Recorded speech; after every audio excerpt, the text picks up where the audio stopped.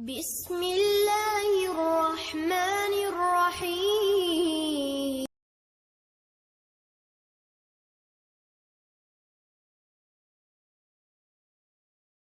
یعنی اس آیت کا جو میں نے آپ کے سامنے پہلے بھی ایک مفہوم رکھ دیا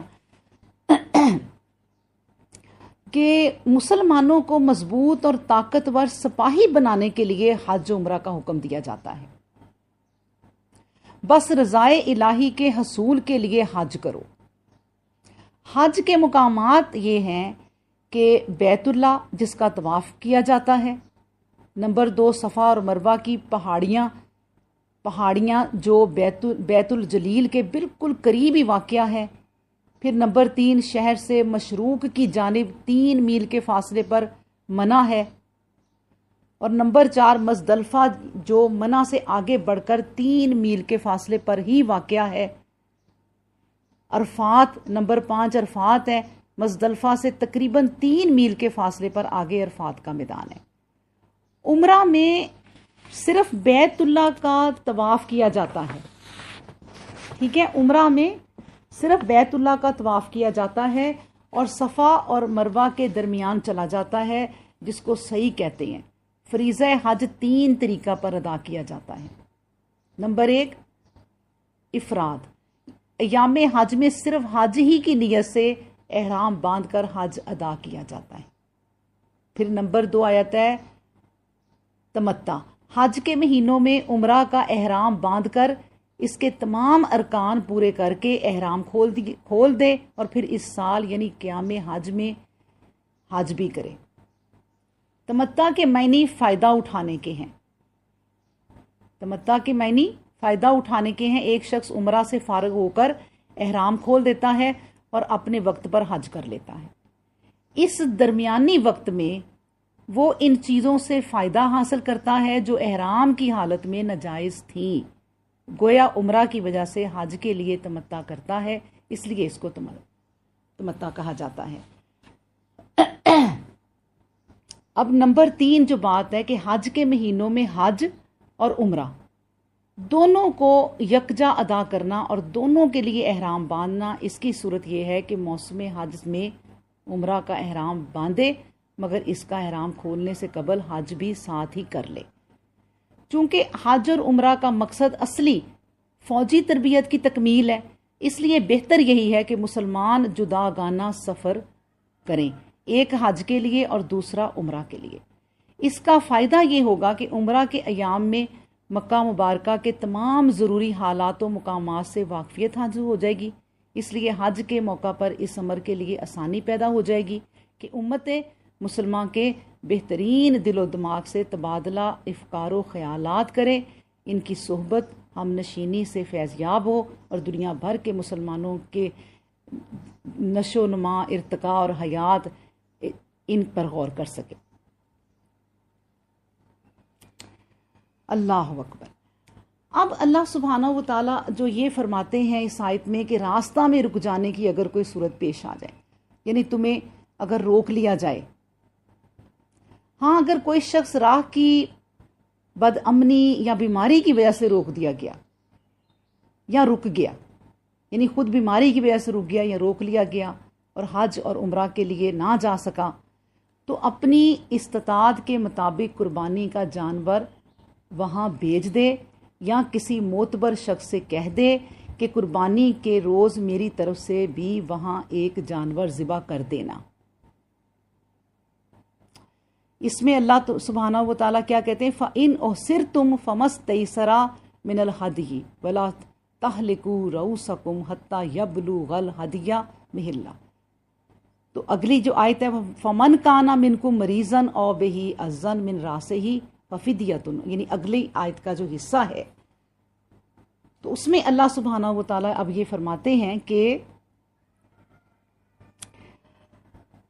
تم اس طرح اپنی قربانی جو ہے وہ بیچ دو، وہاں ایک جانور ذبح کر دے وہ، اور جب اسے گمان غالب ہو کہ میرا جانور ذبح ہو گیا ہوگا تو احرام کھول دے۔ اس سے قبل سر مڈانے یا بال کتروانے اور احرام کھولنے کی اجازت نہ ہوگی۔ دوسری صورت یہ ہے کہ جہاں اس کو رکنا پڑا وہ جانور اس وقت ذبح کر دے وہیں، جب اس کو یقین ہو جائے کہ اب بیت اللہ پہنچنا ممکن نہیں، اور قربانی کے بعد احرام کھول دے اور سر منڈا دے، اور پھر جب عذر دور ہو جائے، وجہ دور ہو جائے، تو حج اور عمرہ ادا کرے جب بھی موقع ملے، یعنی آئندہ سال یا جب موقع بن سکے۔ تو اسی آیت میں جو اگلی بات ہے، فمن کانا منکم مریضن او بہی ازن من راسہ ففدیۃ من صیامی او صدقات او نسک فاذا امنتم۔ حالت احرام میں اگر حجامت بنوانے کی ضرورت شدید ہو، جیسے سر درد یا جوؤں نے تنگ کر لیا ہو، یا جسم کے کسی دوسرے حصے سے بال جو ہے مونڈ لیے ہوں، تو اس کے لیے جرمانہ ادا کرنا ہوگا۔ اللہ نے یہ مجبوری جو بتا دی ہے کہ تمہیں اگر اس طرح مجبوری ہو جاتی ہے تو پھر اللہ تعالیٰ نے اس کا ایک جرمانہ رکھ دیا ہے، اور وہ جرمانہ کیا ہے یہ بھی اللہ سبحانہ و تعالیٰ نے فرما دیا ہے کہ فمن تمتع بالعمرۃ الا الحج فمستیسر من الہدی فمن لم یجد فصیام ثلاثۃ ایام فی الحج وسبعۃ اذا رجعتم اور تلک عشرۃ کاملہ۔ یعنی فرمایا اس جرمانے کی 3 صورتیں ہیں، اور ان تینوں میں سے جو پسند ہو یا جس کا کرنا آسان ہو کر لو، اور وہ یہ ہیں: 3 دن کے روزے رکھنا، 6 مسکینوں کو صدقۃ الفطر کی مقدار کے مطابق الگ الگ گیہوں یا کوئی غلہ جو تم استعمال کرتے ہو دے دینا، جس کی مقدار تقریباً 2600 کلو گرام ہے۔ غلہ دو یا اتنے غلہ کی رقم دے دو، اونٹ، گائے یا بکری ذبح کر کے فقراء میں تقسیم کر دے۔ یہ روزے اسی وقت شروع کر کے پورے کر دے، یا کچھ عرصے کے بعد یعنی گھر واپس لوٹ کر اسی طرح صدقہ وہیں ادا کرے، یا وقت کے بعد جتنا جلدی ممکن ہو قربانی کے متعلق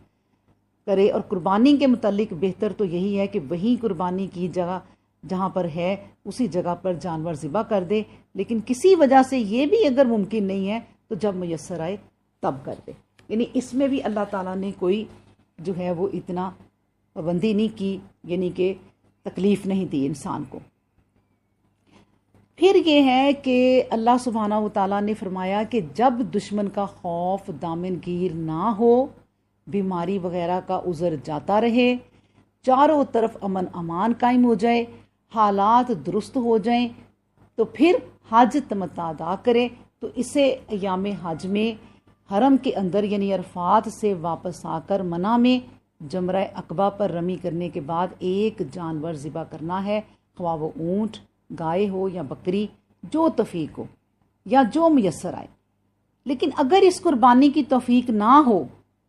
یعنی نہ جانور پاس ہو اور نہ ہی اس کی قیمت کے وقت پر خرید کر ذبح کر لے، تو اس کے عوض میں 10 روزے رکھنے پڑیں گے، 3 وہی حج کے دنوں میں اور باقی 7 جب تم واپس گھر پہنچ جاؤ، یا اگر وہاں زیادہ قیام ہے یعنی وہیں رکے ہوئے ہو تو جب تم حج سے فارغ ہو کر اپنی قیام گاہ میں آ جاؤ تو پھر رکھ لو۔ پھر اللہ سبحانہ و تعالیٰ فرماتے ہیں کہ ذالک لمن لم یکن اہلہ حاضر المسجد الحرام، یہ بات کہی گئی ہے کہ یہ حج تمتع کا فائدہ صرف ان لوگوں کے لیے ہے جو دور دراز کے رہنے والے ہوں، یعنی میقات کی حدود کے اندر ان کے گھر نہ ہوں۔ میقات کے اندر رہنے والوں کو صرف حج افراد ہی کی اجازت ہوگی۔ میقات سے مراد وہ جگہ ہے جہاں سے احرام باندھ کر مکہ میں داخل ہونا پڑتا ہے، خواہ یہ احرام عمرہ کی نیت سے ہو یا حج کی نیت سے ہو۔ اور یہ بھی ہو سکتا ہے کہ وہ لوگ کے رہنے والے نہ ہو، یعنی وہ لوگ یہاں کے رہنے والے نہ ہو، اس طرح مستثنا صرف مکہ والے ہی ہوں گے۔ تو اللہ سبحانہ و تعالیٰ جو ذالکہ کا مفہوم ہے جو بات کرتا ہے، ذالکہ لمن لم یکن، ذالکہ کا مفہوم یہ بھی ہو سکتا ہے کہ قربانی میسر نہ آنے کی صورت میں جو 10 روزے بتائے گئے ہیں، یہ سہولت صرف ان لوگوں کے لیے ہے جو مکہ کے رہنے والے نہ ہوں یا جن کے گھر میقات کے اندر واقع نہ ہوں، اور مکہ کے رہنے والوں یا میقات کے اندر رہنے والوں کے لیے یہ سہولت نہیں، بلکہ ان کو قربانی ہی کرنا پڑے گی، کیونکہ وہ جانور لا بھی سکتے ہیں اور اس کی رقم کا بندوبست بھی کر سکتے ہیں تاکہ وہ وہیں سے خرید لیں۔ اللہ اکبر۔ تو یہ وہ باتیں ہیں جو اللہ سبحانہ و تعالیٰ نے ہم تک اپنے پیغمبر کے ذریعے، اس قرآن کے ذریعے جو ہے وہ بتا دی ہیں، اور یہ آپ کے سامنے جو ہے وہ آیت جو ہے وہ واضح ہو گئی ہے۔ اللہ تعالیٰ ہم کو آیت کو سمجھنے اور اس پر عمل کرنے کی توفیق عطا فرمائے۔ ایک بات جو ہے وہ آخر میں کہنا چاہوں گی کہ اللہ نے جو یہ بات جو کہ حج عمرہ کرتے ہیں، اس میں دو قسم کے آدمی جو ہے نا، حج کے بعد دو قسم کے آدمی فوراً محتاط ہو جائیں گے، یعنی وہ سامنے آ جائیں گے۔ دو قسم کے آدمی وہ کون سے ہیں؟ وہ جن کے سامنے دنیا اور اس کی معلوفات ہیں، یعنی وہ جو دنیا کے آدمی ہیں، وہ کہیں گے، اللہ سبحانہ و تعالیٰ فرماتے ہیں بلکہ قرآن میں بھی کہ میں یقول ربنا آتنا فی الدنیا وما لہ فی الآخرات من خلاق، اور اللہ سبحانہ و تعالیٰ یہ البقرہ میں آیت ہے 200 کہ آپ دیکھیں گے کہ کچھ لوگ تو ایسے ہیں جن کی صدائے حال یہ ہوتی ہے کہ اے اللہ ہمیں جو کچھ دینا ہے دنیا میں ہی دے دے، بس آخرت کی زندگی میں ان کے لیے پھر کوئی حصہ نہیں ہوتا۔ لیکن اللہ سبحانہ و تعالیٰ فرماتے ہیں اور قرآن میں کہ اور دوسرے وہ لوگ ہیں جو دنیا اور آخرت دونوں کے طالب ہیں، اور وہ میرے بندے کہتے ہیں وَمِنْهُمْ مَن يَقُولُ رَبَّنَا آتِنَا فِی الدُّنْيَا حَسَنَةً وَفِی الْآخِرَةِ حَسَنَةً وَقِنَا عَذَابَ النَّارِ، اور کچھ لوگ ایسے ہیں جو کہتے ہیں کہ اے اللہ ہمیں دنیا بھی بھلائی کے ساتھ دے اور آخرت میں بھی بھلائی عطا فرما اور ہمیں عذاب دوزخ سے بچا لے۔ اور یاد رکھو کہ یہی دوسری جماعت جو ہے جو یہ کہتی ہے، یہ جماعت جنگ میں کام کرنے کے قابل ہوتی ہے۔ اللہ اکبر۔ اللہ تعالی ہمیں بھی ربنا آتنا فی الدنیا حسنۃ وفی الآخرۃ حسنۃ وقنا عذاب النار۔ وآخر الدعوانا ان الحمد للہ رب العالمین۔